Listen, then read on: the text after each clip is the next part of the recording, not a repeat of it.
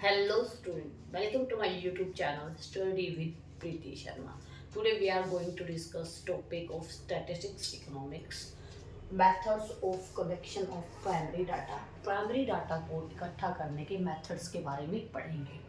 ये आपका important topic है, तो चलिए इसको स्टार्ट कर लेते हैं। सबसे पहला मेथड है जी हमारा direct personal interview method.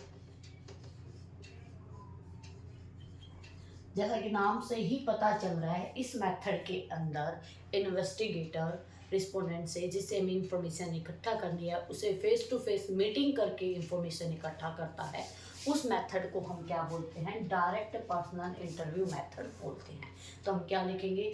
In this method investigator make a meeting face to face with the respondent, that is known as direct personal interview method.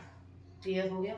यहाँ पे इंपॉर्टेंट चीज क्या है, यहाँ पे हमें यहाँ पे पढ़नी है इसकी मेरिट्स, मतलब पॉजिटिव पॉइंट्स, और फिर पढ़ने हैं हमें नेगेटिव पॉइंट्स। हर मेथड्स के आपको पॉजिटिव और नेगेटिव पॉइंट्स लिखने पड़ेंगे, तो उन्हीं के अकॉर्डिंग चलते हैं जी। पॉजिटिव पॉइंट्स में इसका सबसे बड़ा बेनिफिट है एक्यूरेसी, यानी कि एक्यूरेट डाटा आपको मिलेगा, राइट?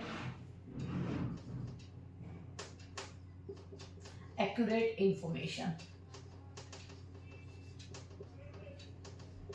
पहला बेनिफिट। जब आप फेस टू फेस मीटिंग कर रहे हो तो जो सामने वाला पर्सन है उससे जो इंफॉर्मेशन मिलेगी वो एक्यूरेट होगी, परफेक्ट होगी, इसके चांसेस ज़्यादा हैं। और ये मेथड वहीं पे यूज़ किया जाता है जहाँ पे आपको बिल्कुल एक्यूरेट इंफॉर्मेशन चाहिए। पहला पॉजिटिव पॉइंट समझ आ गया होगा आई होप आपको। सेकंड है जी आपका रिलेटेड इंफॉर्मेशन। रिलेटेड इंफॉर्मेशन का मतलब क्या है?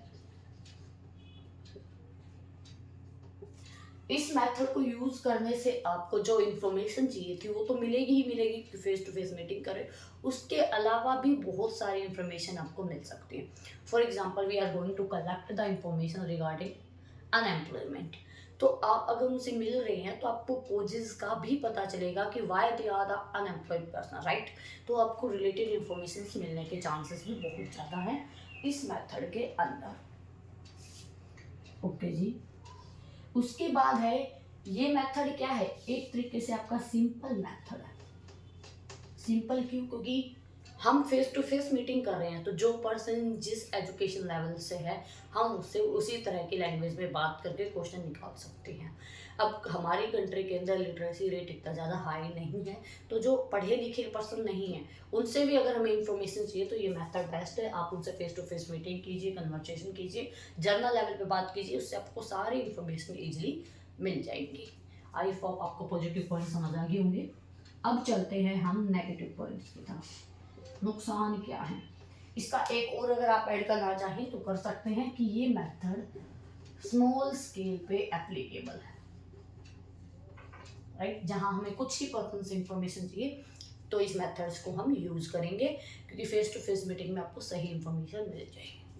वही नेगेटिव पॉइंट में रिवर्स कर देंगे पॉइंट को, लास्ट वाला पॉइंट उठा लेते हैं पहले।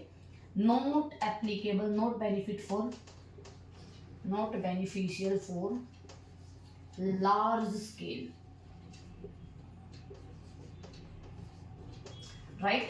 यानी कि अगर आपको इंफॉर्मेशन करनी है लार्ज स्केल के पर्सन से, यानी कि आपका लार्ज स्केल के यूनिवर्स पे ये मेथड एप्लीकेबल नहीं है। फेस टू फेस मीटिंग कितने पर्सन से कर लोगे, कितनी इंफॉर्मेशन इकट्ठा कर लोगे, तो ये मेथड लार्ज स्केल पे एप्लीकेबल नहीं है जी। देन आता है जी हमारा नेक्स्ट पॉइंट, कॉस्टली। कॉस्टली क्यों बोला गया है? बिकॉज अगर आप फेस टू फेस मीटिंग कर रहे हो, डिस्टेंस एरिया है, तो आपका ट्रांसपोर्ट का एक्सपेंसेस काफ़ी हो जाएंगे, तो ये एक तरीके से आपका मेथड कॉस्टली है। ओके जी। थर्ड है जी टाइम कंज्यूमिंग। टाइम कंज्यूमिंग को क्यों बोला जा रहा है? बिकॉज इस मेथड के अंदर फेस टू फेस मीटिंग कर रहे हो, अगर आप जनरल मीटिंग भी करते हो तो टाइम का पता नहीं चलता, और नंबर ऑफ पर्सन से मीटिंग करोगे तो आपका टाइम कंज्यूमिंग बहुत ज़्यादा हो जाएगा, राइट? फिर है जी हमारा fourth, personal biasness. Personal biasness मतलब इसके अंदर बायसनेस होने के चांसेस बहुत ज़्यादा हैं। जो इन्विजिलेटर है, जो इन्वेस्टिगेटर है, उसको इन्फॉर्मेशन चाहिए अगर उसका बिहेवियर आपके लिए सही नहीं है तो आपको जो इन्फॉर्मेशन दी जाएगी वो सही होगी या नहीं होगी, इसकी कोई गारंटी नहीं है। तो यहाँ पे पर्सनल बायसनेस होनी कंपलसरी है जी। आई होप आपको हमारा मेथड समझ आ गया होगा। पहला मेथड हमने पढ़ा है डायरेक्ट पर्सनल इंटरव्यू मेथड। इसमें हम क्या कर रहे हैं, फेस टू फेस मीटिंग करके इंफॉर्मेशन ले रहे हैं। आई होप आपको क्लियर हो गया होगा। नेक्स्ट मेथड पे आते हैं।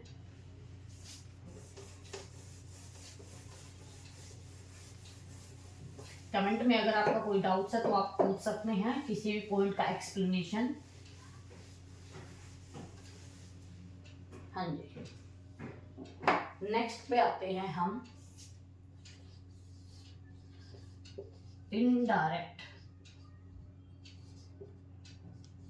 Personal method. Indirect personal method भी कह सकते हैं, इनडायरेक्ट मेथड भी उसको बोला जाता है। इसमें जिससे हमें इंफॉर्मेशन चाहिए उस पर्सन से इंफॉर्मेशन इकट्ठा ना करके उससे रिलेटेड पर्सन से इंफॉर्मेशन इकट्ठा की जाए, उसको बोलते हैं इनडायरेक्ट पर्सनल मेथड। मतलब जिसके बारे में इंफॉर्मेशन चाहिए है उससे इंफॉर्मेशन इकट्ठा ना करके फ्रेंड से, रिलेटिव से या और किसी रिलेटेड पर्सन से इंफॉर्मेशन हम ले रहे हैं तो वो आपका इनडायरेक्ट मेथड हो जाएगा।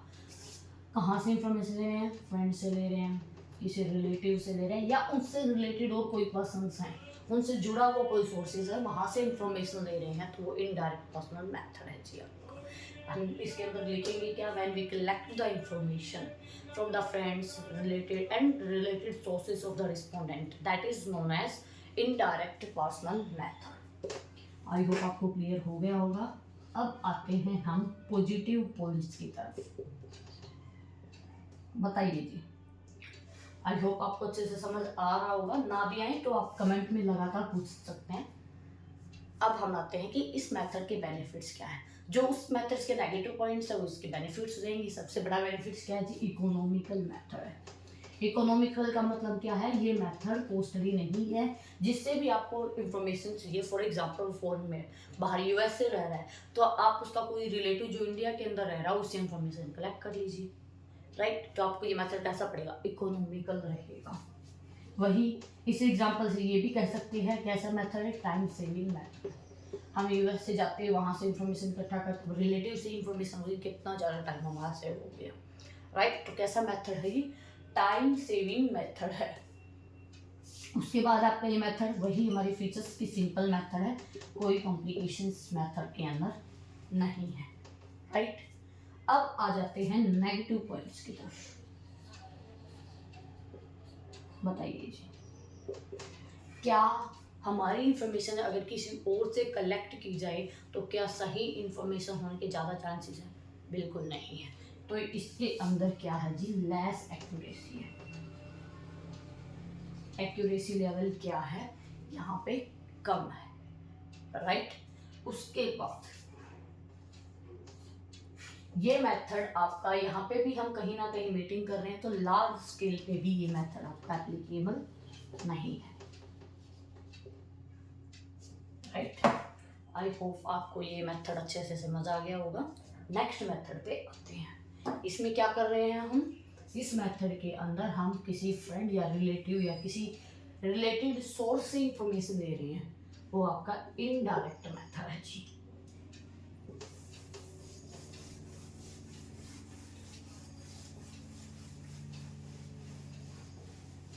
प्राइमरी डाटा तो आपको पता ही होगा, इसको हम क्या बोलते हैं, फर्स्ट हैंड डाटा बोलते हैं। जो पहली बार इकट्ठा किया जाता है उस डाटा को हम प्राइमरी डाटा बोलते हैं, फ्रेश डाटा बोलते हैं, फर्स्ट हैंड डाटा बोलते हैं, क्लियर। नेक्स्ट पे आते हैं जी, हमारा नेक्स्ट मेथड है इंफॉर्मेशन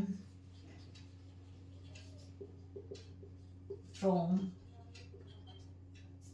लोकल सोर्सेस।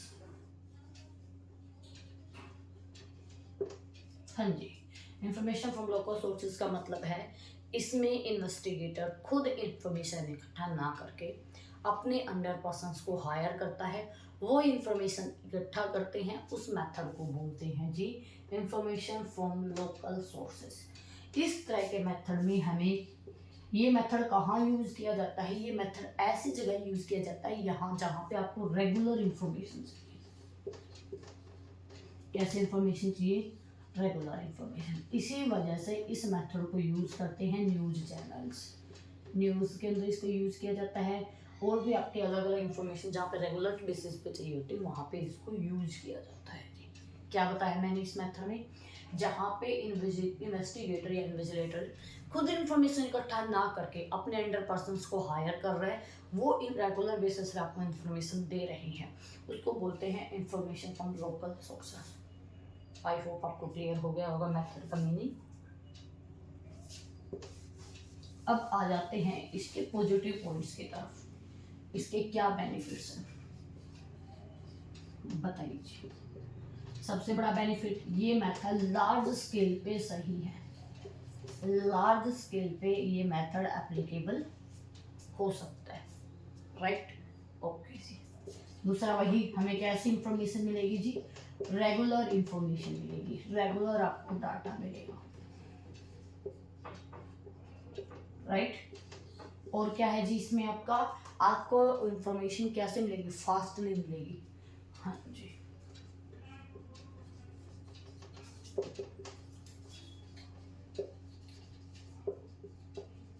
आई होप आपको पॉजिटिव पॉइंट्स क्लियर हो गए होंगे। Next we will with negative points. वही एक्यूरेसी लेवल क्या होता है, कम होता है जी। वही आपको लोकल सोर्सेज हायर करने पड़ रहे हैं तो आपको वेजेस एंड सैलरी पे करनी पड़ेगी, राइट। इसका मतलब कैसा मेथड पड़ जाएगा, ये हमें कॉस्टली मेथड पड़ जाएगा, राइट। अलग अलग पर्सन से इंफॉर्मेशन ले रहे हो, बहुत सारे पर्सन आपसे जुड़े हैं तो बायसनेस के चांसेस भी कहीं ना कहीं ज़्यादा है आई थिंक।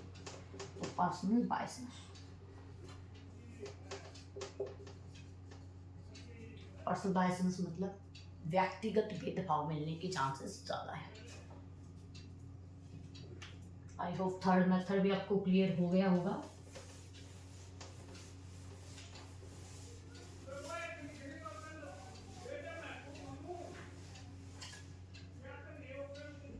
हाँ जी, नेक्स्ट हम बात करेंगे हमारा फोर्थ मेथड, और फोर्थ मेथड है जी हमारा मेलिंग मेथड।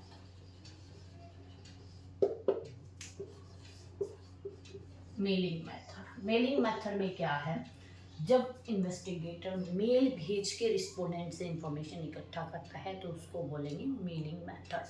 जब इंफॉर्मेशन इकट्ठा की जाती है with the help of mail, तो ये लगता है मेल का मतलब है जेंट्स, नहीं, मेल मतलब ईमेल, ईमेल की हेल्प से जब इंफॉर्मेशन इकट्ठा की जाती है तो वो कौन सा मेथड है जी, आपका मेलिंग मेथड है, राइट। डेफिनेशन क्या लिखेंगे, when the investigator collect the information from the respondent with the help of mail, that is known as mailing method, okay. चलिए अब बात करते हैं पॉजिटिव पॉइंट्स की, इसके बेनिफिट क्या है।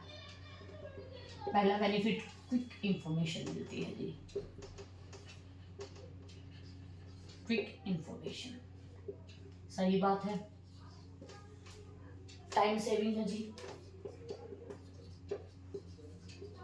टेक्नोलॉजी तो आपको पता ही है कितनी फास्ट वर्क करती है, तो डेफिनेटली टाइम सेविंग मेथड हो जाएगा।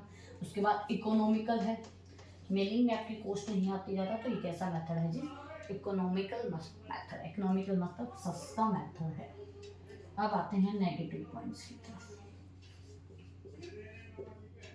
हाँ जी, क्या मेल पढ़नी सबको आती है, मेल का रिस्पॉन्स करना सबको आता है, बिल्कुल नहीं आता। जो लोग पढ़े लिखे नहीं हैं, जो लिटरेसी रेट के अंदर नहीं आते हैं, उनके ऊपर क्या ये मेथड एप्लीकेबल होगा, बिल्कुल भी नहीं होगा। तो only for educated persons, only for educated persons.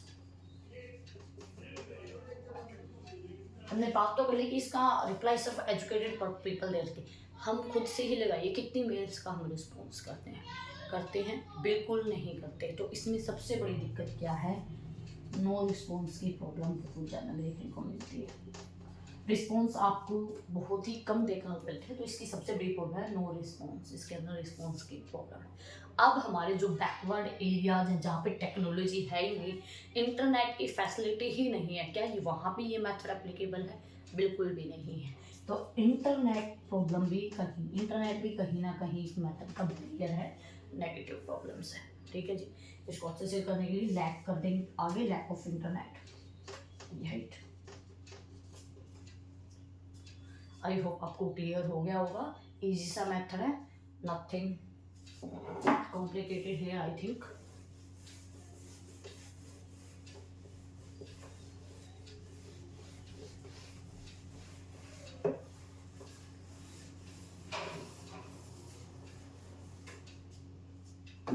हाँ जी, फिफ्थ मेथड पे आते हैं। ये भी आपका नाम से ही पता चल रहा है, टेलीफोन इंटरव्यू मेथड।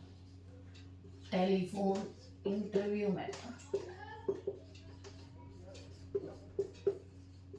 मतलब जहाँ पे इन्वेस्टिगेटर इंफॉर्मेशन इकट्ठा करता है with the help of telephone, that is known as telephone interview method. यानी फ़ोन कॉल्स की हेल्प से हम इंफॉर्मेशन निकाल रहे हैं तो हमारे टेलीफोन इंटरव्यू मेथड। ठीक है जी, इजी है। पॉजिटिव पॉइंट्स की बात करते हैं। आई थिंक इसके पॉजिटिव पॉइंट कहीं ना कहीं मेलिंग मेथड से रिलेट करेंगे और नेगेटिव पॉइंट्स की, राइट। तो वही पहली बात तो आपको कैसे इंफॉर्मेशन मिलेगी, क्विक इंफॉर्मेशन मिलेगी। कॉल्स, अब तो आपको पता ही है अंबानी ने कितनी ज़्यादा फैसिलिटी कर दी है इंटरनेट की, तो यहाँ पे आपका ये मेथड कैसा पड़ेगा, इकोनॉमिकल पड़ेगा जी, राइट। इकोनॉमिकल है तो ये टाइम सेविंग भी हो जाएगा जी हमारा, क्लियर। अब बात करते हैं कुछ नेगेटिव पॉइंट्स की। वही, क्या हर एरिया के हमारे जो डिमोटेड एरियाज है, बैकवर्ड एरियाज है, क्या वहाँ पे कॉलिंग की फैसिलिटी है? बिल्कुल भी नहीं है जी। वही नेटवर्क इशू हो जाएगा।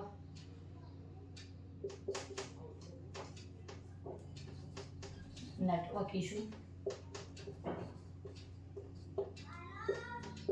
वही, क्या हर कोई हमारे पास कितनी ज़्यादा सर्वे के लिए कॉल आते हैं, हर कॉल को हम रिस्पॉन्स करते हैं? बिल्कुल नहीं करते। तो लेस रिस्पॉन्स की भी प्रॉब्लम आपको देखने को मिलती है, राइट। और वही, हम फेस टू फेस मीटिंग करते हैं तो हम सामने वाले से उसकी जो लैंग्वेज वो कंफर्टेबल फील करता है और अच्छे से इंफॉर्मेशन दे पाता है। लेकिन आप फोन कॉल पे सामने वाले से हम अपनी लैंग्वेज इश्यूज को सोल्व कर सकते हैं? बिल्कुल नहीं कर सकते। तो यहाँ पे आपका लैंग्वेज इशू भी आ सकता है। फिफ्थ था ये हमारा टेलीफोन इंटरव्यू। इसके पॉजिटिव नेगेटिव पॉइंट हमने पढ़े। अभी तक हम 5 मेथड डिस्कस कर चुके हैं। एक और मेथड है जी आपका एनोमेटर मेथड। एनोमेटर मेथड कहीं ना कहीं आपका information through the local sources method से ही रिलेटेड है। इसमें भी इन्वेस्टिगेटर खुद इंफॉर्मेशन इकट्ठा नहीं करता है, किसी पर्सन को अपने अंडर हायर करता है, वो को इंफॉर्मेशन इकट्ठा करके देता है। लोकल सोर्सेज में और एनिमेटर मेथड में फ़र्क सिर्फ इतना है कि उस मेथड के अंदर आपको प्रॉपर ट्रेनिंग देने की जरूरत नहीं है, लेकिन एनिमेटर को प्रॉपर इन्वेस्टिगेटर को ट्रेनिंग देनी पड़ती है और फिर वो इंफॉर्मेशन इकट्ठा करता है। बाकी आपके पॉजिटिव नेगेटिव पॉइंट्स कॉमन रहेंगे और सेम मेथड रहेगा। टोटल आज हमने डिस्कस करे प्राइमरी डाटा के 6 मेथड कलेक्शन के लिए, राइट। नेक्स्ट वीडियो में हम डिस्कस करेंगे सेकेंडरी डाटा के क्या क्या सोर्सेज हैं जो कि आपके पब्लिश्ड और अनपब्लिश्ड हैं, उनको डीप में डिस्कस करेंगे। ये इंपॉर्टेंट पॉइंट आपका टॉपिक से 11th के हिसाब से, तो आप इसको प्रिपेयर करें। Thank you.